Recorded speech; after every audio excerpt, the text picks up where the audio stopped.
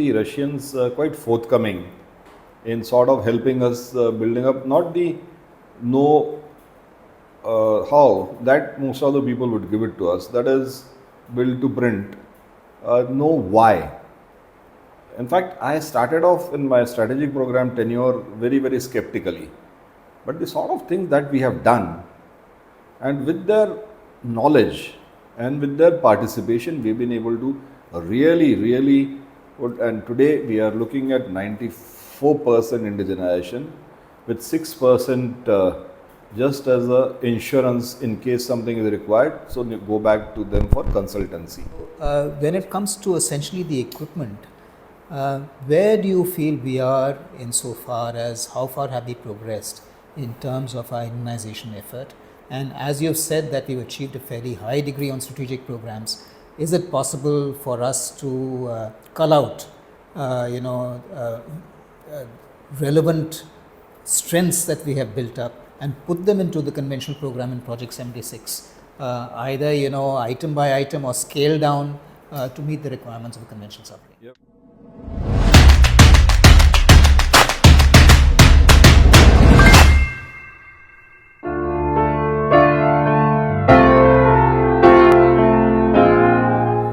Good afternoon, everyone, and welcome to the next episode of WM Dialogues. Today, I'm delighted to have as my guest Vice Admiral Kishor Thakare. I think his reputation and whatever he's done is well known to most of you, but just to recap a few of his key assignments.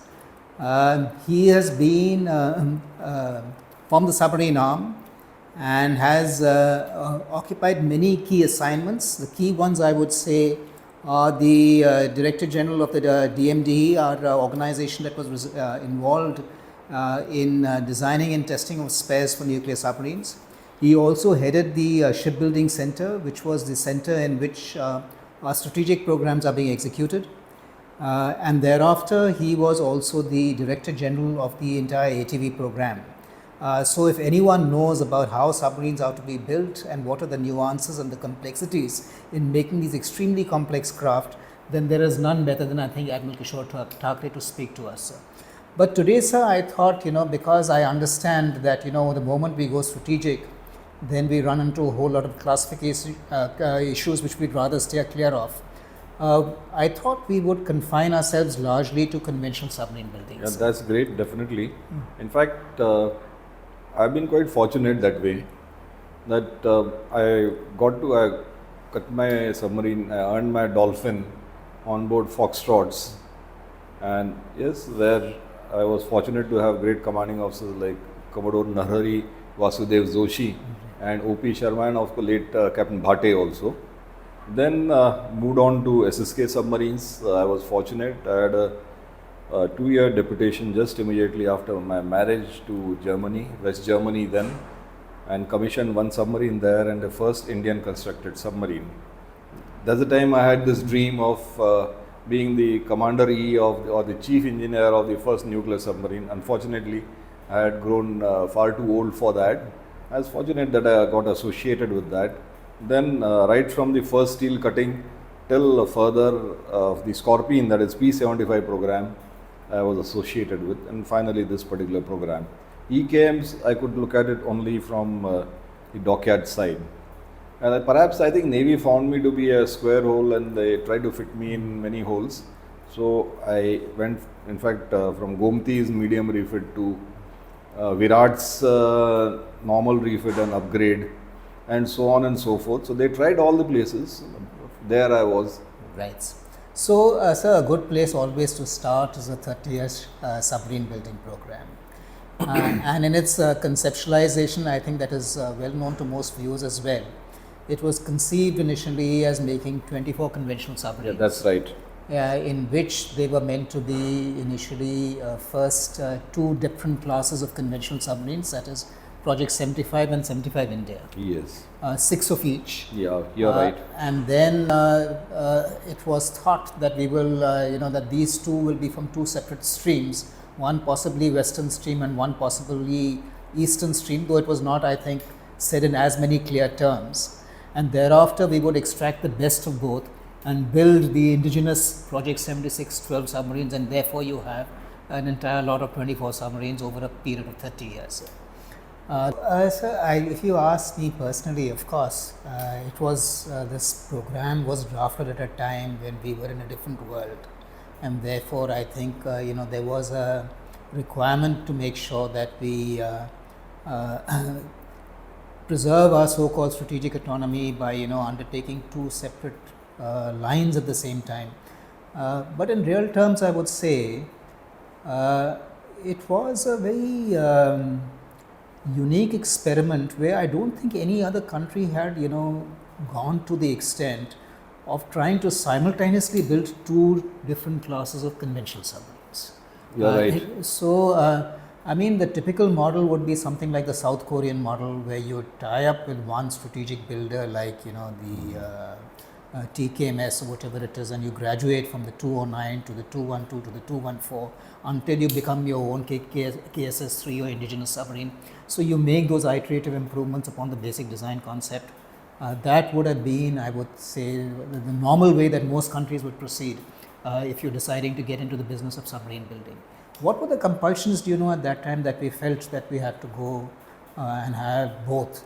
Look at a Western stream and a Eastern stream, which never really materialized in the form of 75 India. Now 75 India, in fact, is going back to a Western stream.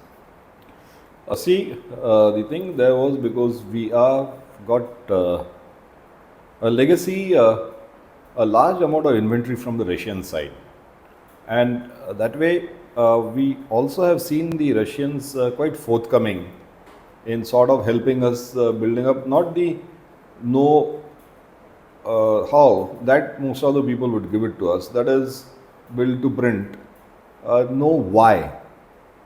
In fact, I started off in my strategic program tenure very, very skeptically, but the sort of things that we have done, and with their knowledge and with their participation, we've been able to really put, and today we are looking at 94% indigenization with 6% just as a insurance in case something is required, so go back to them for consultancy.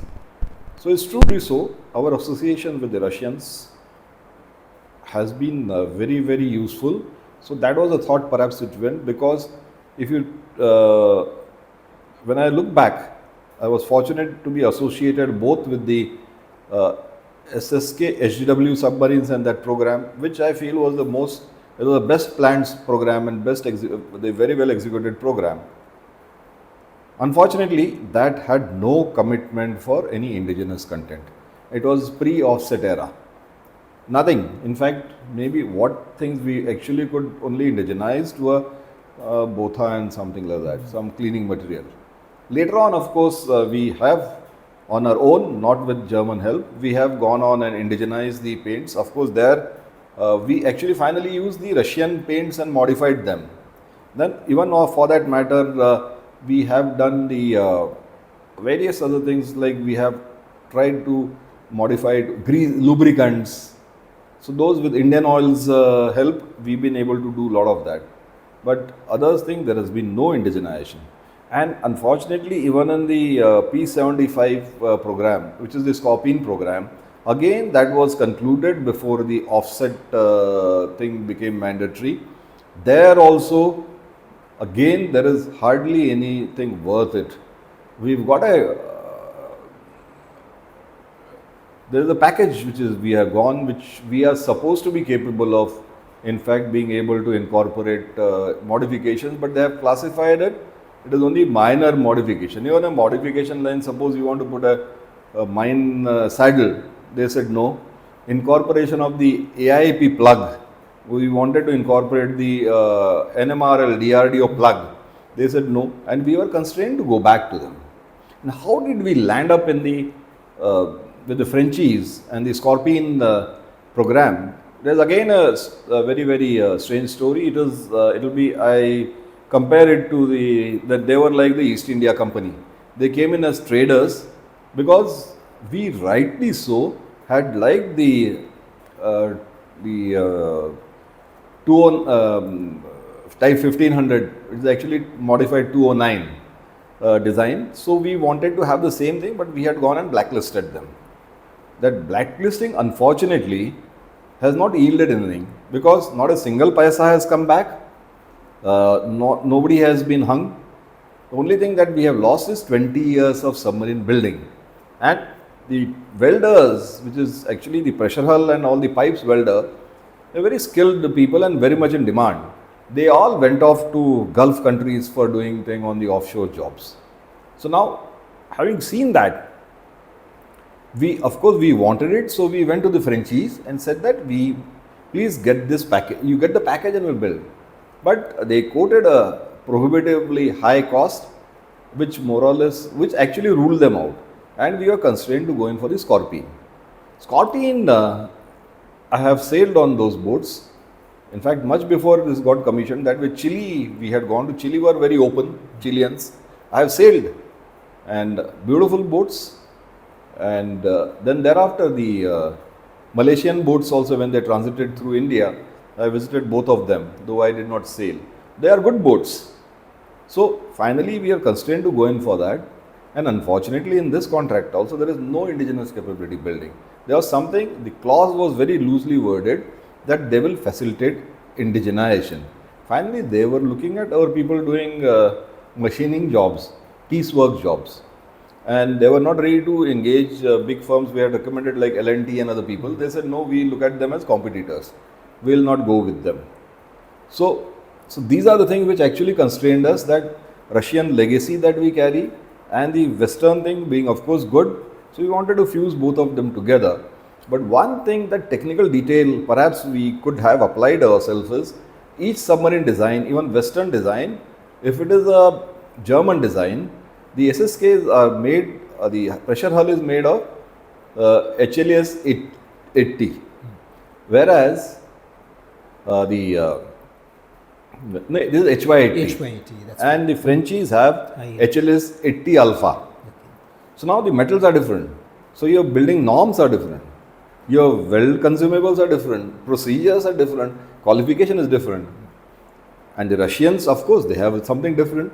And Russians also, they, even for conventional submarines, as we have seen in the 877 EKM submarines, kilo class, they are double-hulled submarines. So that concept is not there with them. In fact, for the nukes also they have a double-hull thing, whereas Western world is only single hull. So there are obvious differences. So we trying to put them together was quite a, I feel that very, very ambitious thing, and I really wonder. And again, coming to this, unfortunately, we have landed up in a situation of proliferation of the type of submarines. Foxtrots are gone now, EKMs are still with us, we got the SSKs also we got with us, then we got the Scorpion also, then we are going to make the 75I, fourth, and then we have the special project vehicle vessels. So those are also going to be 2-3 type. So how can you actually, it is a maintenance nightmare. The Indian Navy somehow has been able to manage the numbers now after quite a bit of struggle. Like, I was quite surprised to know that the Indian Navy, simple things like HPR compressors, we had more than 160, 170 types of HPR compressors. Leave aside the AC compressors and the ref plant compressors. Pumps are all gallo, there may be I think 1,000 or something like that. So where do you come in for standardization? How do you leverage it? That way, if you see the Germans themselves, they got such beautiful, and I'm sure the Frenchies also got that. They had, in fact, even a normal paper pin or paper clip, they have got a DIN specification. DIN is the, like something IS specification. Same thing, Frenchies, they are using converters, static converters instead of rotary converters. The static converters as obtained on the Scorpion are the same ones which they are using there in Barracuda and the other next one line which is coming up now. So there is huge amount of standard. Even Russians, in the Russians I was pleasantly surprised when I was in Kiel for the HW boats. There is a Second World War submarine which has been beached at Laboy. I think perhaps that gave us the idea to do with that Khanderi, Kursura in museum. So there I went, and actually I could have picked up things from there and come and fit them on our Foxtrots. The Foxtrots were in service, the DK2 compressor, the engine telegraph, even the fuses, you name it, and the HPR compressor, everything is same. And in fact, because what the Russians did was, as the Second World War ended, they actually captured entire assembly lines and shifted them to Russia. Of course, they conducted research, but they have used a lot of those designs.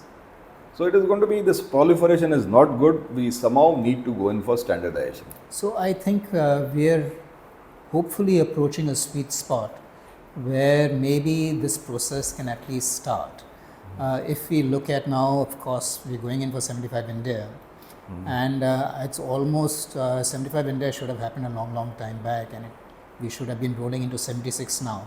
But now these two programs are becoming almost collinear, I would say, or they will start more or less at a similar time. Yeah. Maybe 75 India and a few months or a few years after that 76. Leveraging whatever you can from 75 India to see what you can incorporate within 76. So you've got one set of design norms, etc., which will come in through our collaboration with TKMS and organization on the German side. And plus we already have a Russian side, which is already rolling on the strategic side of the house. Do you think there'll be, if we were to finally graduate to a single set of norms in terms of steel use, in terms of weld materials, in terms of even fittings, pumps, compressors, etc., that all that goes inside it, you think there's room for amalgamation of these two as to what is going to come from the German side and what we're already doing with the Russians, whether we can reconcile these two and finally come out with one common set of standards that we can universally apply across strategic as well as conventional submarines that we build in country? You are very much right, Monty. Fortunately, again, we have paid for it, and we went the other way around. We went at, in fact, DRDO to NMRL. NMRL has been doing some good work. Not NMRL, it is DMRL. DMRL had on their own indigenized the AB2 steel. That has not been certified, and it was not used for the first series because it was not ready. But we started on the AB3 steel because of the requirement to have the vessels diving to more diving depth. We went in for a consultancy or a contract with the Russians, wherein there has been a transfer of technology, and we have developed the entire product range of AB3 steel. It is DMR, some is the name for it, and including the weld consumables. The norms are available with us. The only problem is it is not simply literature or getting to manufacture it or test it. In fact, for certain tests, we have to still go back to them. We set up a lab in Hazira where most of the testing is done. We have developed two parallel lines.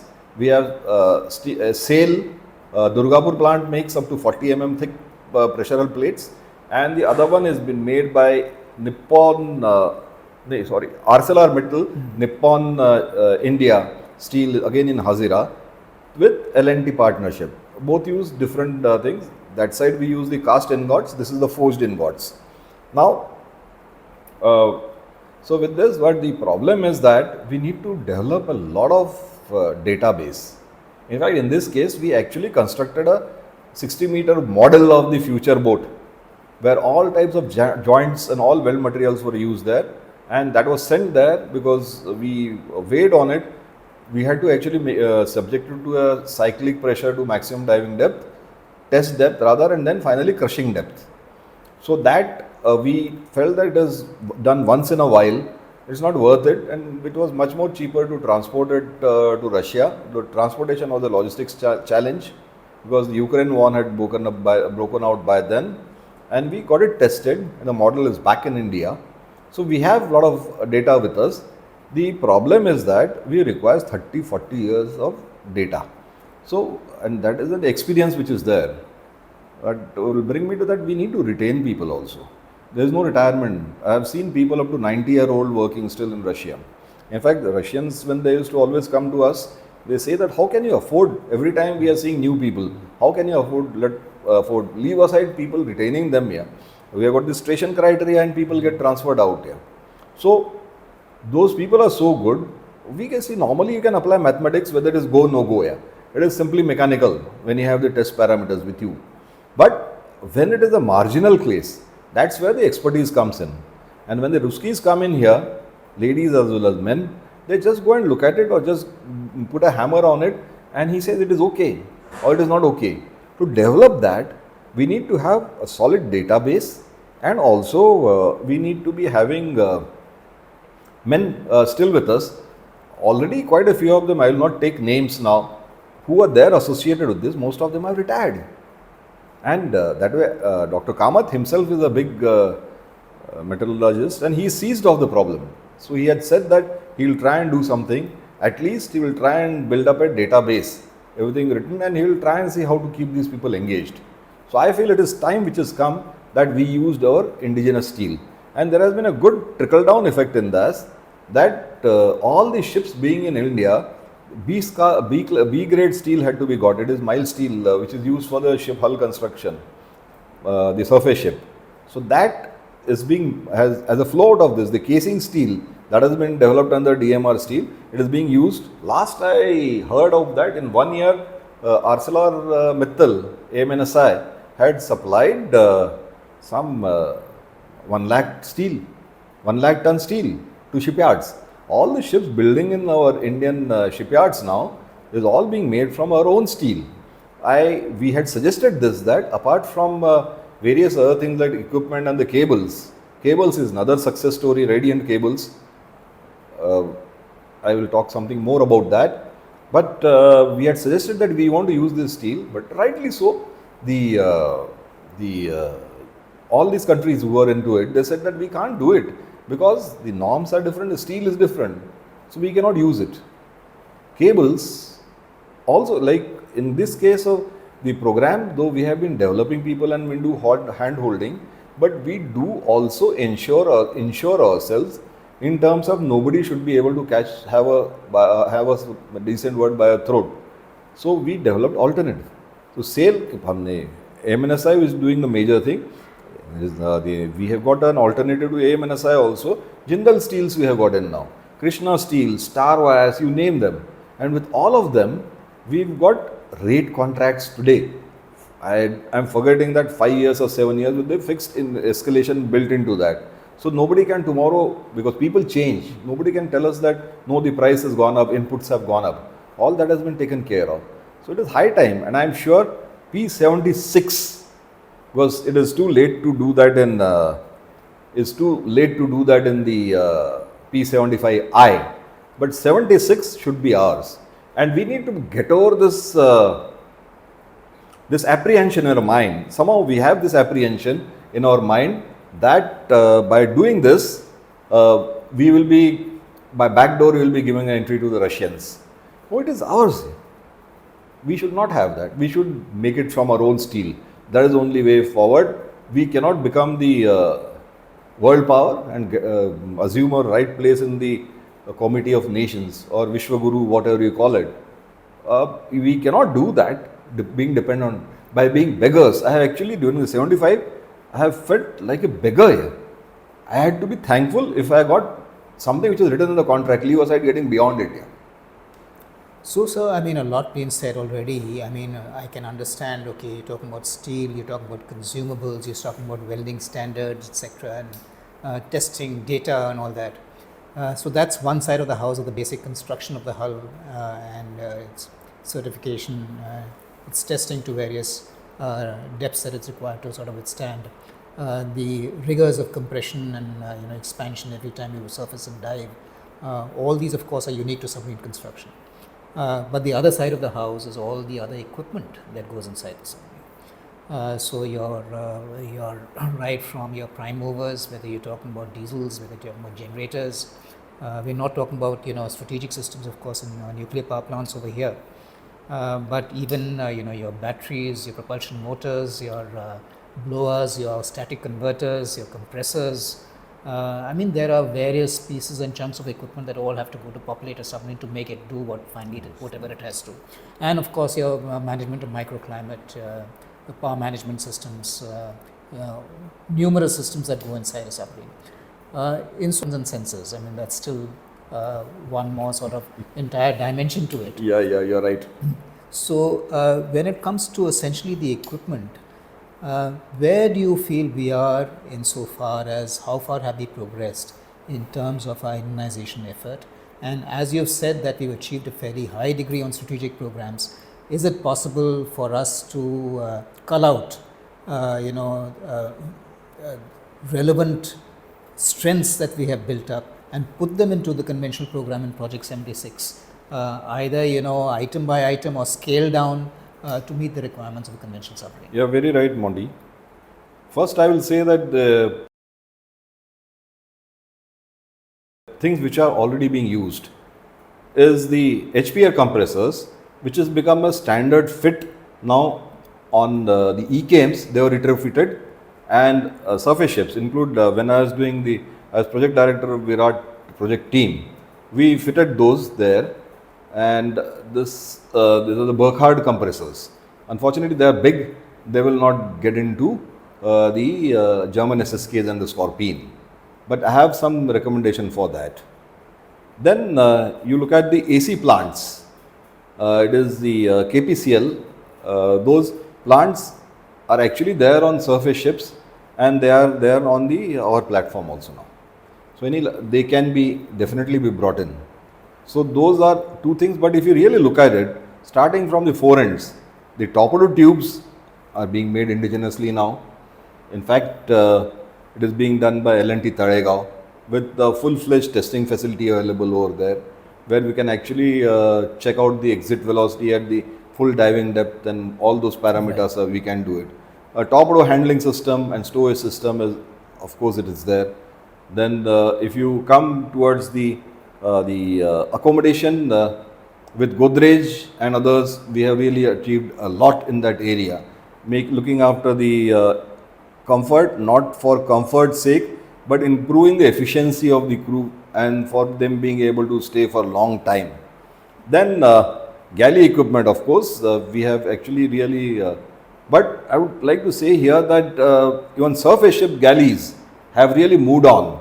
They in fact are equivalent to even 5-star hotel galleys now. Those are the kind of equipment which are available, and all indigenous manufacturers. Then when we come to the Combat Information Center, now basic things like echo sounders and SVR, sound velocity recorders, they are par for the course. Then if you look at radars and ESM devices, we are making them through Bharat Electronics. Then sonars, NPOL is a big success story, and we are really moved on. In the next one, we are looking at a totally integrated the sonar suite. In terms, for the first time, we are going to have things like the towed wire antenna, towed sonar, not wire antenna, Right. the towed sonar. There is some, I think, word for that. Yeah. Then we are having flank array. Towed array, that is. Yeah, towed array. You're going to have a flank array so that you can get that passive ranging. And the conformal array also has gone, the technology of the sensors itself has gone leap and bound. And the best thing is that this is rightly so. This was actually highlighted by Admiral S.R. Sarma, who used to be my number 2 as the PD, and later on he moved as CWP and COM. And of course, Admiral Kannan's favorite theme was that we need to de-risk. What we have done is all these components except for the towed array sonar, we have actually fitted all these on part of it, not the full system, on the ECAMs, and they have been tried out, and so much so that now they don't want us to take away those prototypes that have been fitted over there. For the towed array, what we are planning to do is that we will fit it as a clip-on in some of the existing conventional submarines and also surface ships, so that we'll be able to establish their efficacy. Then if you look at the fire control system, I will not get into details, but we are doing it ourselves now. So that leaves, I think, the next thing, periscopes. I was just speaking to you. Through IRD, we have developed state-of-the-art optronic masts, and the one, and then is being made by Paras Defense Systems and is ready. And in fact, after this, they will become a standard fit. I hope we are able to plug it into the 75I. I don't know whether the Germans will agree to that or not. Then that is pertaining to the sensor part. But what about the hoists? Even that also, the program through R&D engineers and prototypes being made through L&T, we have actually productionized those and tried out. So CIC completely is under control except for if you look at the communication equipment. Communication equipment we have indigenous through Bharat Electronics, but as you would know, all the HF transmitters still we are dependent on others. It comes to us. So that is one area in which we need to work. Another area which we need to be working on is the ring laser gyro. Now the requirement for a strategic platform is that if I am not wrong, the drift is to be less than 1 nautical mile in 96 hours. What I am told that actually ring laser gyro, it is trial and error because they make those elements, some of them conform to that. Right. We have been able to bring it to I think 24 hours or 30 hours, but we are far away from that. So RLG, as of now, it is not a ring laser gyro, but Sigma 40X is what is being used by us, as being used by some of the other submarines also. So we'll have to see, we have to move on that. So these are two areas which we need to be working on. We have not come close. Control systems are par for the course. We have got all of them and it can be done. That is the hydraulic part as well as the electronic control systems per se. Then PGD is us. You touched upon the diesel. I share here with you that under the program, for the first time, though it was not necessary, it was the emergency generator.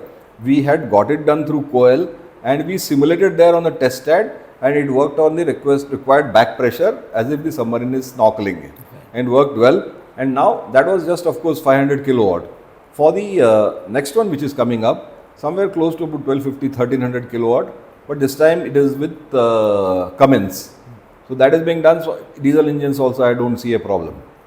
Then as far as the, then if you go back, the ref plant and AC's climate control thing, there is not an issue. Blowers, there are enough good blowers. In fact, we are making blowers with fiber casing now, so that the noise and vibration is much lesser. Then if you are looking at even climate thing, that the oxygen absorption systems, all that has been developed, oxygen and carbon dioxide and injection of oxygen. Then main motors is one area. Of course, Medha motors whom we have visited are working. We had got certain things done from BHEL also. And one good thing is there that we have got in the program, we have got the rotary converters had been made from permanent magnets. We discussed this with the Russian designers that why don't we go for static this one, and they shared data with us. They feel that the rotary converters give us a much cleaner waveform than what you get in a static. It is true. So that debate is on. Then as far as this batteries are concerned, now we have two parallel people who are able to actually develop this. One is of course our own what was the battery Excite. Excite, which we had got them transfer of technology from the Germans, from the Hagen batteries. Right. And Hindustan batteries, I think, is the other one. Yeah, and the another one is HBL. HBL. So they are quite good. So let them compete. But the next thing which we are moving is actually we need to be moving on to lithium-ion batteries. So lithium-ion batteries, the program has been trying something, but we are not. I am not aware of the latest status, but I am not too sure. At least till the time I was there, it was still exploratory. But I hope so that we have moved on. And lithium ion, if they come in, then we actually, Japan has finally gone back and they said they don't require the AIP now with these. Right. AIP, DRDO AIP, we need to accept it and fit it in. We have to actually embrace it. Pumps and filters and valves is no issue at all. They are all available. So I think propeller, there's one more area which we have never done in the country for any propeller of a large size. Now the program, again through transfer of technology, has got the testing facility and design facility done up in the NSTL in Vizag, and the propeller, I don't know whom has it gone to. It was a competition between BHEL and PTC Industries Lucknow. So one of them is supposed to be making the propeller. Both the main propeller as well as reserve propulsion system propellers also are going to be made in India. So if you say that steel, starting from steel to anything, it's ours. Control system, it's all good, flashy and everything is fine. Yeah? But the problem is we need to be actually concentrating on basic engineering. If you look at uh, the very commonly used material in our platforms, both underwater and on surface, is the NAB, naval aluminum bronze. Now those castings beyond certain size, say 1 meter and above, and grade 1 and level 1, that actually tells you that how much of defects. No casting can be without any blowholes included in them. But there are certain things with a norm, very rigid norms as to how much of defects are acceptable. So those defects things, if we find that in fact the big people were all getting more brittle, but that also we have been able to do it through PTC industries. Then also we have been using a lot of titanium ourselves. Now the titanium casting, because titanium, like sodium in normal circumstances, if it comes in contact with water, it burns. So same way now, titanium at a heated temperature, when it comes in contact with oxygen, it just flares off.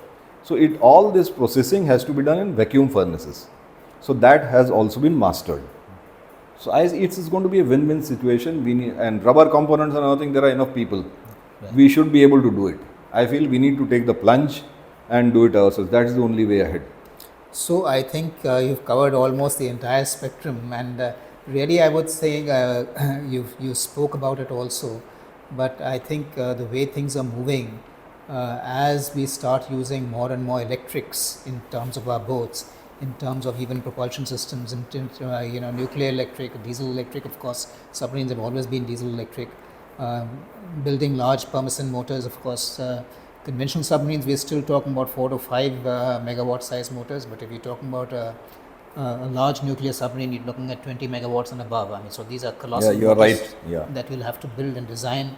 But I was fortunate, in fact, I mentioned to you earlier that I went to Hyderabad and visited Medha.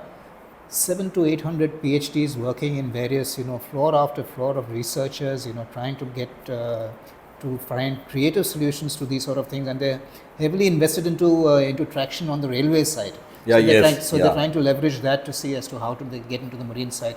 And I'm sure Medha is just one such company. There are many such companies engaged in such, these sort of jobs, which have got immense potential.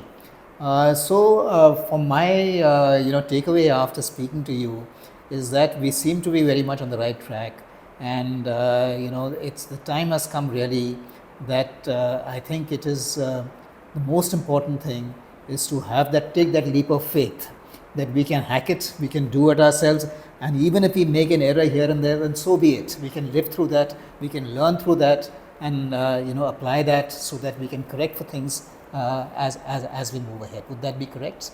Yeah, I would say that leap of faith, I wish late Shri Manohar Parrikar had lived on.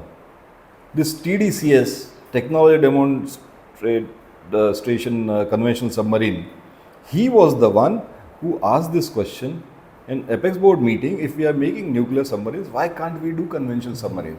Though people for various reasons and reservations didn't accept it, but that was the starter.